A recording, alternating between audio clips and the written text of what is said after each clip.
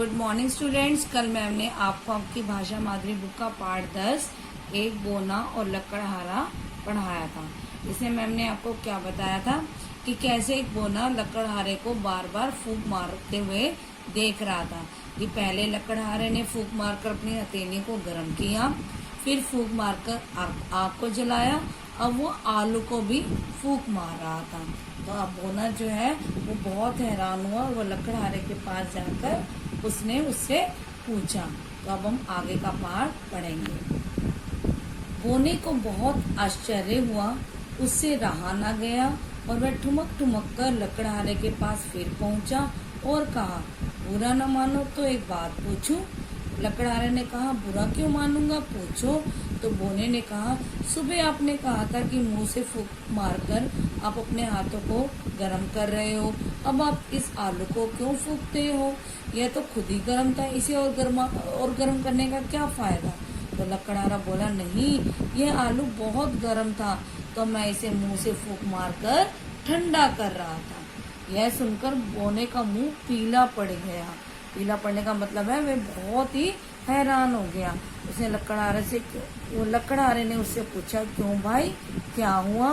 पर बोना पीछे हटता गया। काफी दूर जाकर वह बोला, क्योंकि वह लकड़हारे से डर गया था इसलिए वह वहां से भागा और काफी दूर जाकर उसने बोला, यह ना जाने क्या बला है, अर्थात ये लकड़हारा जाने क्या मुसीबत है, कोई भूत है या प्रेत है, उसी से ठंडा उसी से गर्म।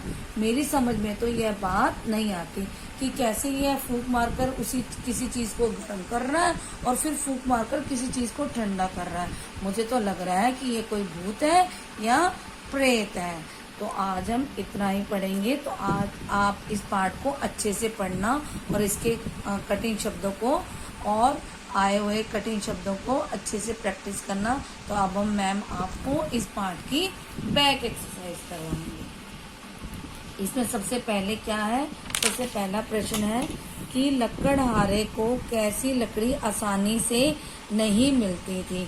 इसके लिए 3 शब्द दिए हुए हैं, सूखी, गीली और पीली। तो इसका सही अर्थ है सूखी। अगला है, लकड़हारे ने कितने पत्थर उठाकर चूल्हा बनाया। तो आप सबको पता ही है कि लकड़हारे ने कितने पत्थरों से चूल्हा बनाया था। इसमें आपको क्या दिया गया है, 2, 3 और 5, लेकिन इसका सही उत्तर है 2। अगला है, लकड़हारे ने हांडी में क्या उबलने के लिए रख दिया, चावल, आलू या दाल। तो इसका सही अर्थ है आलू।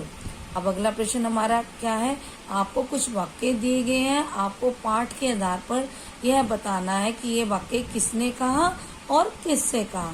सबसे पहले है, नमस्ते, एक बात पूछूं। तो आपको पता है ये बात बोने ने लकड़हारे से पूछी।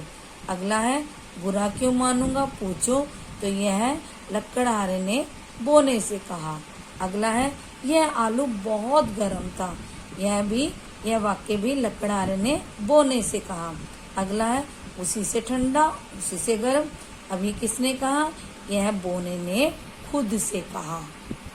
अब अगला प्रश्न हमारा क्या है, आपको कुछ नीचे दी गई चीजें हैं, इनको हम कैसे खाते हैं। तो आपको तालिका के अनुसार उन चीजों को उनके नीचे लिखना है। जैसे उन चीजों को हम कच्चा खाते हैं या पकाकर खाते हैं। उन चीजों को हम कच्चा भी खा सकते हैं और पकाकर, दोनों तरीकों से खा सकते हैं। तो कौन सी ऐसी चीजें हैं जो हम कच्ची खाते हैं, वो है प्याज, टमाटर, मूली, खीरा, ककड़ी। और कौन सी चीजें हैं जिनको हम पकाकर खाते हैं, वो है आलू, बैंगन, करेला, मूली, पत्ता गोभी। और कौन सी ऐसी चीजें हैं जिनको हम कच्चा भी खा सकते हैं और पकाकर भी खा सकते हैं, तो वो है मूली, टमाटर, प्याज और पत्ता गोभी। अगला प्रश्न है, जब आपको भूख लगती है तो आप अपने आप से, आपको मम्मा तो खाना बनाकर खिलाती ही है, लेकिन कभी अगर मम्मी घर पर नहीं है या आप खुद अपने लिए कुछ बनाना चाहते हैं तो आप क्या बनाकर खाते हो। तो उसके बारे में आपको यहाँ लिखना है, उस पकवान का नाम और उस पकवान को बनाने के लिए किन किन चीज़ों की ज़रूरत होती है। आपको उन चीज़ों के नाम यहाँ नीचे दी गई तालिका में लिखने हैं। अगला प्रश्न है, आपको नीचे कुछ शब्द दिए गए हैं, लेकिन उन पर चंद्र बिंदु नहीं लगा हुआ था, तो मैम ने इसमें चंद्र बिंदु लगाया है। तो आपने भी इसी तरह से उन शब्दों पर सही जगह पर चंद्र बिंदु लगाना है। जैसे फूंक में कहाँ लगा हुआ है, फ पर, मुंह में म पर, पाँव में आ की मात्रा पर, वहां में भी आ की मात्रा, पहुंच में ह पर, पूछू में च पर, हथेली यहाँ पर, और लकड़ियां में भी यहाँ पर। तो आज हम इतना ही करेंगे। तो आप इस बैक एक्सरसाइज को और उस पार्ट को अच्छे से पढ़ना और इस बैक एक्सरसाइज को अपनी अपनी बुक में करना। धन्यवाद।